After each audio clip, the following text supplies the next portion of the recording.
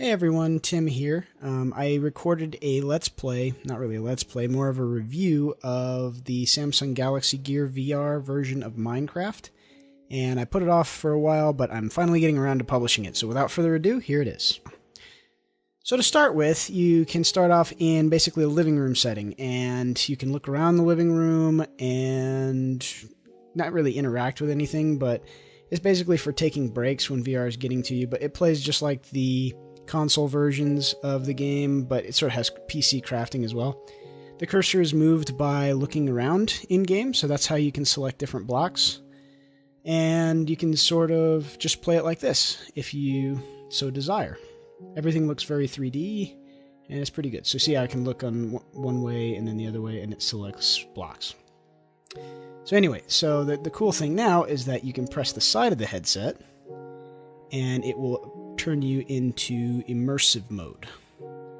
Now this is a completely different experience. There's different ways of doing it. Right now I have the VR controls, so when you look side to side, it sort of is glitchy and jerky like that. That's designed to help you so you don't have motion sickness.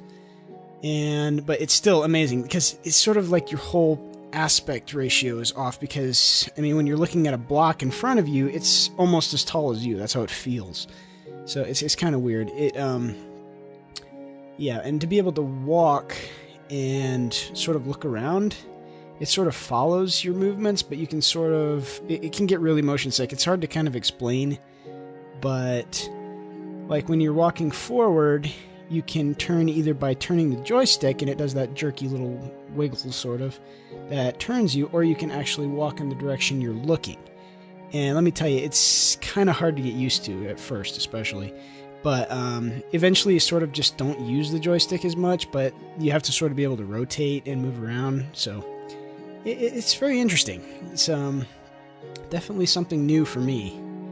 But VR controls is definitely a must if you're going to play it for a long time. I really like this, but honestly it gives me a headache after about an hour of playing it like this, and the headache lasts forever, so it's not my favorite thing, although it's just amazing to experience for the first time. And this is definitely better than any current VR things that I know of, like Google Cardboard or something. I mean, obviously the Oculus or the HTC Vive are going to be a lot better, but if you want entry-level VR to see what things are like, the Samsung Galaxy Gear is not bad at all. By the way, I'm not sponsored by them in any way. But building is really cool because you can sort of set blocks down. Like I was showing you a minute ago, you can just set blocks down by where you're looking. So it makes building really easy, but it also is kind of difficult because you have to look like straight down or straight up to build things below you or above you. So honestly, when it comes to that kind of thing, or even strip mining, it's better to do it, I think, in the living room type mode. And I'm sort of showing here the aspect ratio again, where even though it looks sort of the same in the living room mode, it just feels like those things are taller when you're in immersive mode. But I love the ability to switch in and out so easily. And of course the 3D is stunning in this to make things, I mean, it looks like a creeper's really coming at you and things like that.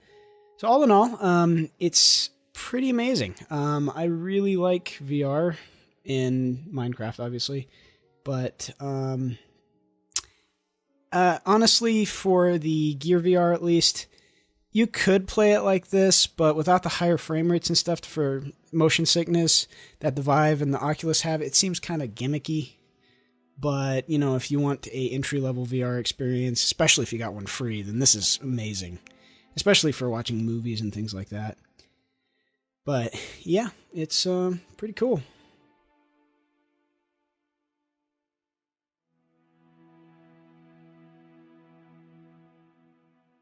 Oh, and the rain is really cool, because when you sort of look up into the rain, it looks like the raindrops are like falling directly on you. In 3D, it's just stunning. So I really appreciate that.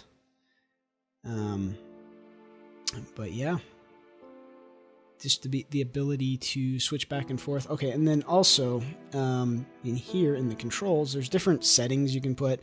I had VR controls on for the longest time. And those is what I've been showing you with the jerky movement and stuff, but you can also turn off the VR controls. Now that what that does is it me get back into game here. What it does is it changes the control so that way it's sort of smooth looking around, and so it's basically like the Xbox controls, but also with VR capabilities. So like you can look around and stuff, but when you look different locations, you're not actually walking towards that location. You have to control it with the controller itself. And that one will make you really sick if you're not careful. I mean, some people it doesn't affect. Me, it does. It doesn't really make me motion sick, but it gives me a headache. But it's kind of cool. It's sort of like on rails almost. But if you just sort of look forward and play the game like normal, it's basically like playing it in living room mode, but you also have the option of looking around. So it's kind of cool, but it's kind of not. It takes a lot of getting used to as well. So that's sort of the difference between the VR and non-VR controls. So they're still working on all this to see what works best. I thought I would like the non-VR controls better because just the ability to look around, but after experiencing it firsthand, I honestly say the VR controls are better, even with that jerky motion that kind of puts me off. But yeah, it's very interesting. So that's all for now. I just wanted to sort of give you an idea of what it's like to play it in VR. Obviously, you're going to have to play it yourself to be able to understand what I'm saying sometimes, but yeah, that's about it. So thanks for watching, and I'll catch you next time.